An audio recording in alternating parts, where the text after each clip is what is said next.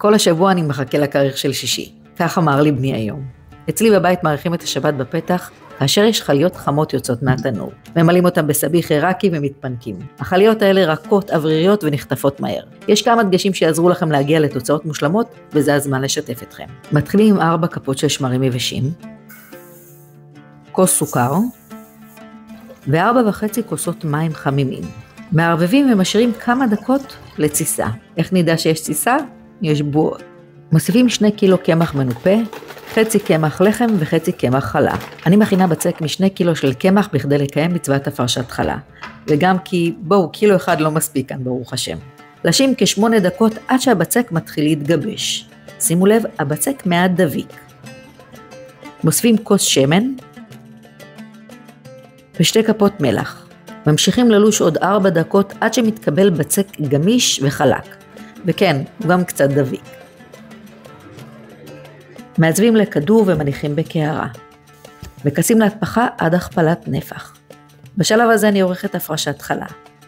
ברוך אתה אדוני אלוהינו מלך העולם אשר קידשנו במצוותיו וציוונו להפריש חלת תרומה. יש משהו מיוחד במצווה הזו. רגע של שקט, לבקש, להודות ולהתפלל על הבית הפרטי שלי ועל עם ישראל. הרי זו חלה. אחרי ההתפחה אני מעבירה את הבצק למשטח מקומח ומחלקת לגודל הרצוי. אפשר ביד חופשית או לשקול. אם החלטתם לשקול, כל חלק אמור לשקול 100 גרם. אני מעצבת לכדורים יפים וחלקים. יוצאים בערך 35 כדורים.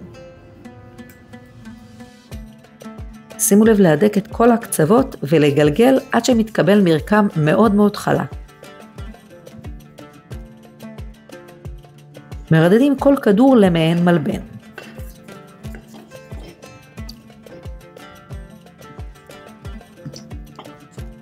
נסדר את הבצק ונתחיל לגלגל אדוק.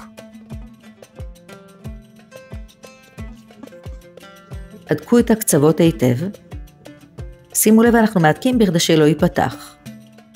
מגלגלים לאורך הרצוי ומתחילים בקליעה. אני אלמד אתכם לקלוע צורה שנקראת שמיניה. נהדק את הפינה לבצק וניצור מספר 6. ניקח את קצה הבצק ונעביר פנימה ונמשוך הצידה. נהפוך את העיגול ללולאה ונכניס את הפינה פנימה. זהו, כך נראית שמיניה. נמרח בביצים טרופות עם קורט מלח ונניח להתפחה שנייה עד הכפלת נפח. אל תקצרו את הזמן הזה, הוא משפיע על המרקם. החליות כבר תפוחות וזה הזמן למרוח שוב בביצה. נפזר סומסום וקצח למי שאוהב ונרסס בנדיבות במים. ניתן להחליף את התוספות למעלה בכל תוספת שאתם אוהבים. נאפה בתנור שחומה מראש ל-180 מעלות לכ-18 עד 20 דקות. נרסס פעם נוספת שוב כאשר הם בתנור. תראו איזה גוון מטריף קיבלנו. כמה שזה קל, ככה זה טעים. הריח של השבת כבר ממלא את הבית. החליות האלה רכות ואווריריות, מושלמות לסנדוויץ' של שישי או לליווי ארוחות השבת. הסוד הגדול הוא להקפיד על הכללים, להשתמש בקמח הנכון, בכמות המים הנכונה ולתת תפיחה כמו שצריך.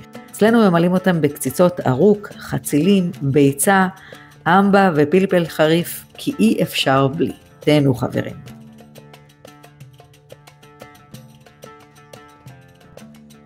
ברוך אתה אדוני אלוהינו מלך העולם, מוציא לחם מן הארץ.